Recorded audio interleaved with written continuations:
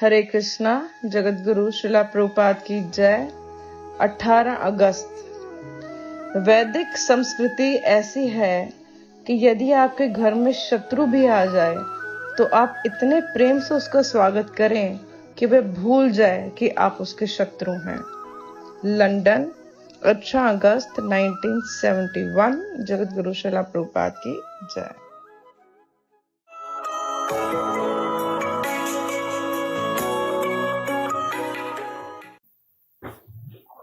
नहीं प्रपश्यामि ममापुनिद्या. This is the position of material existence. We are sometimes in difficulty, not sometimes, always. We are in difficulty, but we call it sometimes because to get over the difficulty, we make some attempt, and that attempt making is taken as happiness. Actually, there is no happiness, but sometimes with the hope that by this attempt I shall become happy in future, as the so-called scientists are dreaming, in future we shall become without death. So many that dream. But those are sane persons, they say, trust no future, however pleasant. So, that is the actual position. Nahi prapashyami mama puja. Therefore he has approached Krishna. Shishyastiham. Now I become your Shishya. Why you have come to me? Because I know nobody else can save me from this dangerous position. This is real sense. Jatsukamuchchasanam indriya. Uchchosanam. When we are put into great difficulties, it dries up the existence of the senses. No sense enjoyment also can make us happy. Uchchosanam indriyana. Here, happiness means sense gratification. Here, actually, this is not happiness. Real happiness is described in the Bhagavad Gita. Atindriyam sukham attantikam jat tat atindriyam. Real happiness, attantikam, supreme happiness, is not enjoyed by the senses. Atindriyam, surpassing, transcendental to the senses. That is real happiness. But we have taken happiness as sense enjoyment. So by sense enjoyment, nobody can become happy. Because we are in the material existence. And our senses are false senses. Real sense is spiritual sense. So we have to awaken our spiritual consciousness. Then by spiritual senses we can enjoy.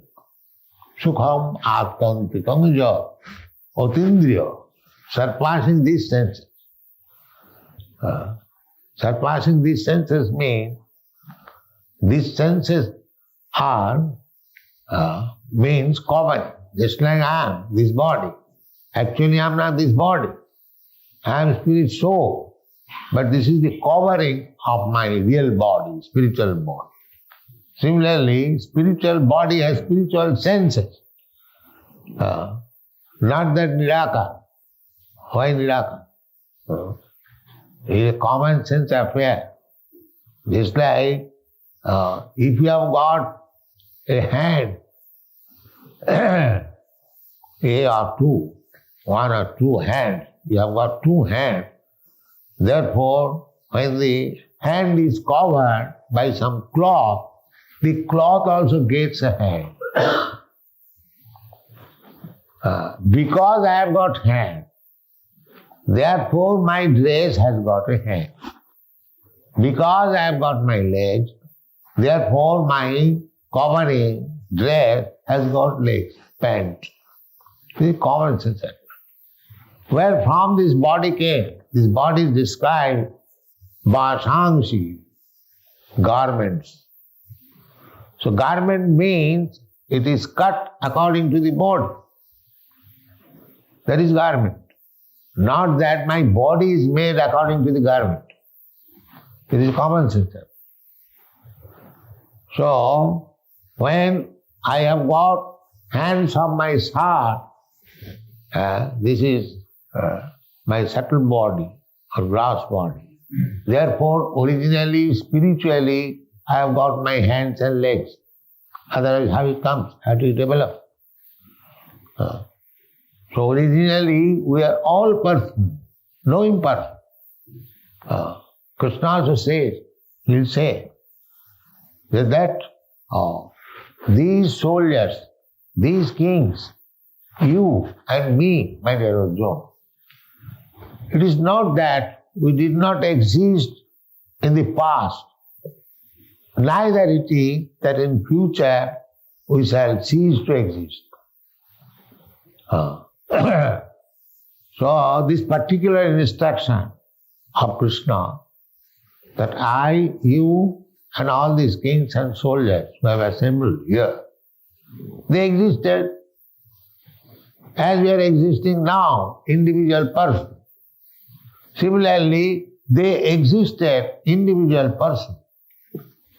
And in future also, we shall exist as individual person. So where is the question of imperson? This nonsense impersonalist, voidist. Therefore, the principle is to understand things in reality.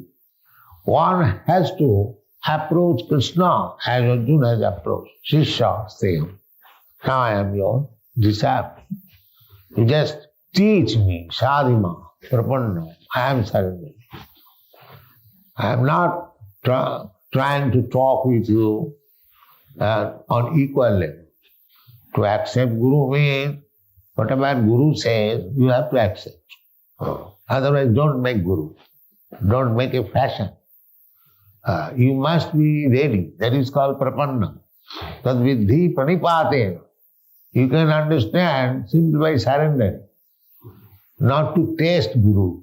I shall taste him, how much he knows. Then what is the use of making Guru? No. Therefore, Arjuna said that besides you, there is nobody else who can actually satisfy me in this birthplace condition. Jakshukamucho sanamindriyana. My senses are being dried up. Because the superficial senses that are not actually senses, real sense is within. Rishikena Rishikesha Srivanam. We have to serve Krishna, Rishikesha. Krishna is real. And we have to come to that position of reality. Then we can serve Krishna. Rishikena Tatparatena Nirmala. When our senses are purified. Indriyani pararahu, indriyabba parammana. Manasastu paro buddhi. These are different stages.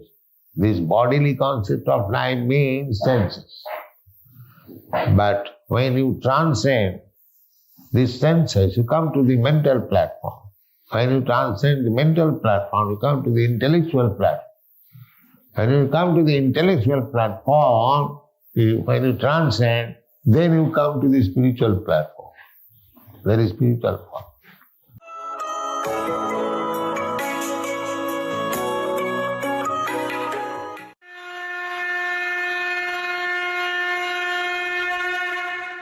Hare Krishna. Bhagavad Gita अध्याय 3 श्लोक संख्या 7। यस्तो इंद्रियाणि मनसा नियमारभते अर्जुन कर्मेन्द्रिय कर्म योगम आसक्त स विशिष्यते।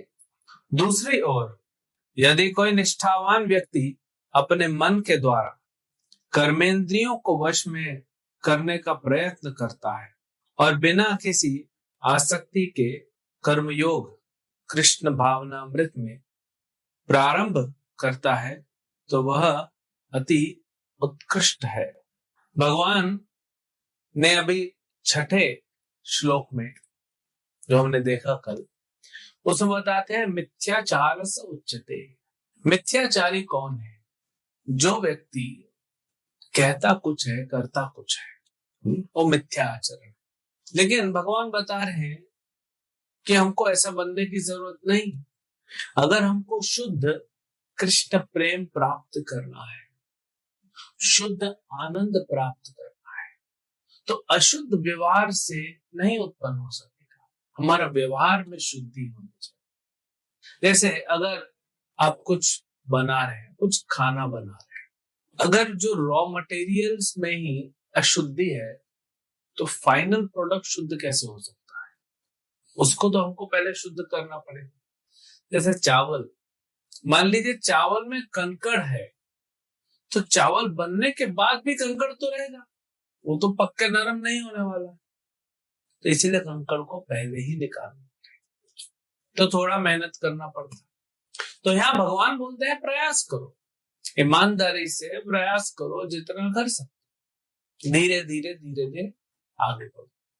Focus क्या है, लक्ष्य क्या है, उद्देश्य क्या है? कृष्ण प्रेम प्राप्त करना। तो आप अपना कर्म करते हुए वर्णाश्रम के अनुसार आप भक्ति में लगे रहिए।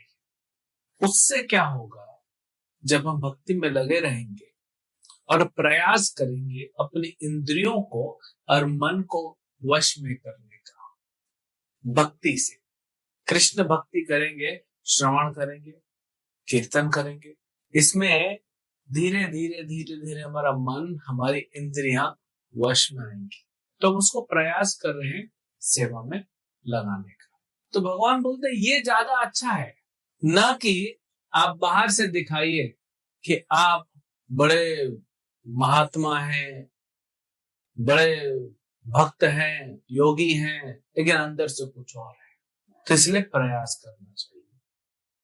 जो व्यक्ति या जो साधक प्रयास करता है और लड़खड़ाता भी है, फेल नहीं बोलेंगे उसको, लड़खड़ाता है। जैसे एक बालक है छोटा, वो चलना चालू करता है तो गिरता है, ये नहीं बोलेंगे कि वो फेल हो गया, वो गिर गया तो फिर उठेगा, फिर गिरेगा, फिर उठेगा। ऐसे कुछ हफ्तों तक चलता रहेगा बच्चे के केस में। हम साधकों के केस में कुछ सालों तक चल सकता है। लेकिन हम अपने प्रयत्न को, अपने प्रयास को भक्ति के लिए, उसको सिंसियर रखें, ईमानदार रहें, उसमें हम कृष्ण भक्ति को प्राप्त करें। धीरे धीरे ही सही, लेकिन आगे बढ़ेंगे। हमें किसी को धोखा देने की आवश्यकता नहीं। हर व्यक्ति संसार में, चाहे वो कुछ भी कार्य कर रहा हो, चाहे वो ऑफिस जा रहा हो, पढ़ाई कर रहा हो, बिजनेस कर रहा हो, कुछ भी कर रहा हो, दुनिया के किसी भी कोने में, चाहे वो स्त्री हो चाहे पुरुष हो, वह भक्ति करके कृष्ण प्रेम को प्राप्त कर सकते हैं, पूर्ण आनंद को प्राप्त कर सकते हैं। अंततः हम क्या ढूंढ रहे हैं? आनंद को ही ढूंढ रहे हैं, शुद्ध आनंद जिसमें कोई मिलावट न हो। तो हमारा जैसे जैसे शुद्धता बढ़ेगा भक्ति के कारण, हमारे हृदय में आनंद स्फुरित होगा। तो इसीलिए वर्णाश्रम क्यों बनाया? 4 वर्ण है, 4 आश्रम है, ब्रह्मचारी, गृहस्थ, वानप्रस्थ, संन्यास, ब्राह्मण, क्षत्रिय, वैश्य, शूद्र।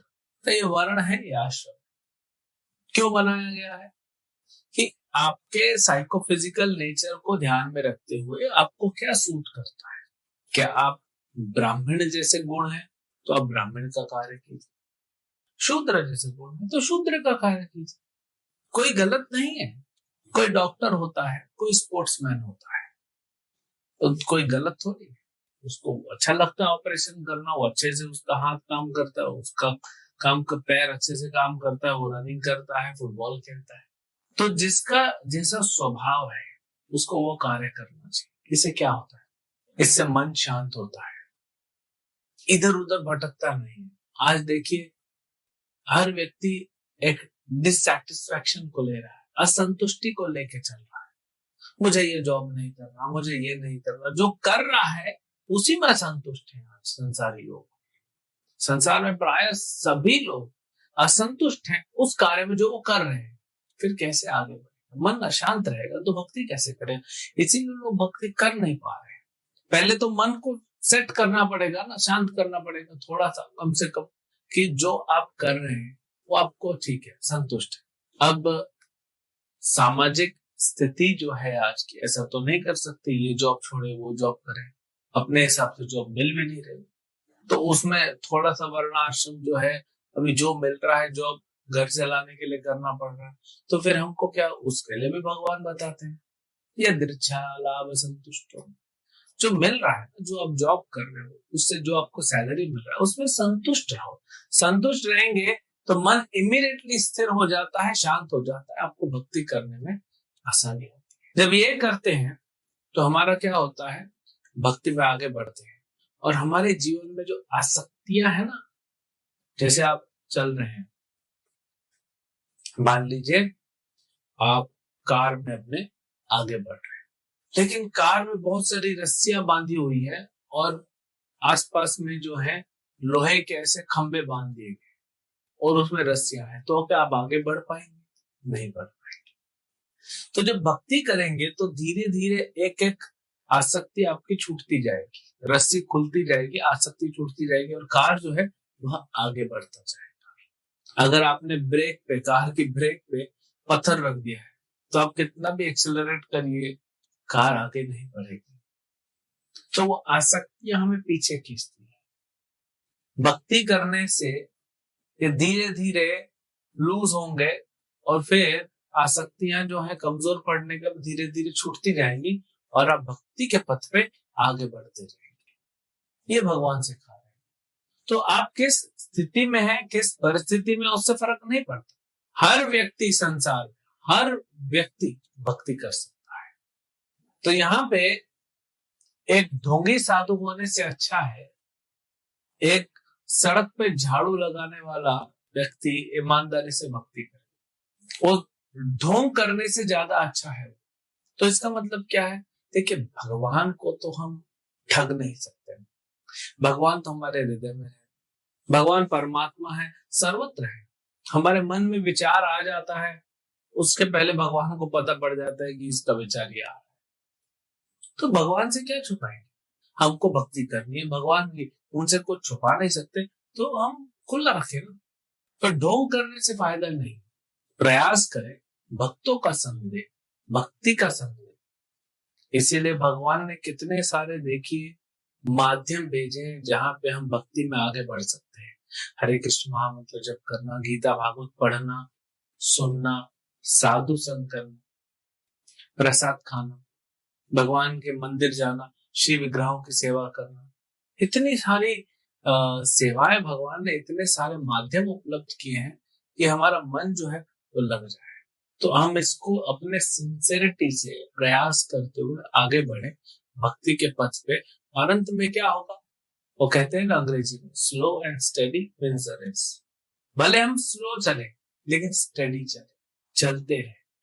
आप 16 माला जप करेंगे, करते करते 6 महीने बाद, 1 साल बाद सडनली मन बोलेगा अभी मत करो, बहुत हो गया। नहीं, स्टेडी रहना, करते रहना। कभी कभी हमको दवाई लेने का मन नहीं करता, कड़वी होती है, लेनी पड़ती है। खाना खाने का मन नहीं करता, करना पड़ता है। पढ़ाई करने का मन नहीं करता, करना पड़ता है। जॉब करने का मन नहीं करता, करना पड़ता है एज ए ड्यूटी। तो भक्ति भी हमारे आत्मा के पोषण के लिए, हमको इस संसार से मुक्ति दिलाने के लिए, तो एज ए ड्यूटी आप करते रहिए। धीरे धीरे धीरे धीरे भक्ति में आसक्ति आएगा। अभी भौतिक संसार में आसक्ति, इसलिए भक्ति नहीं हो रही। धीरे धीरे भक्ति में आसक्ति आ जाए और फिर आप और अच्छे से आगे बढ़ते हुए भगवत प्रेम को प्राप्त करेंगे। हरे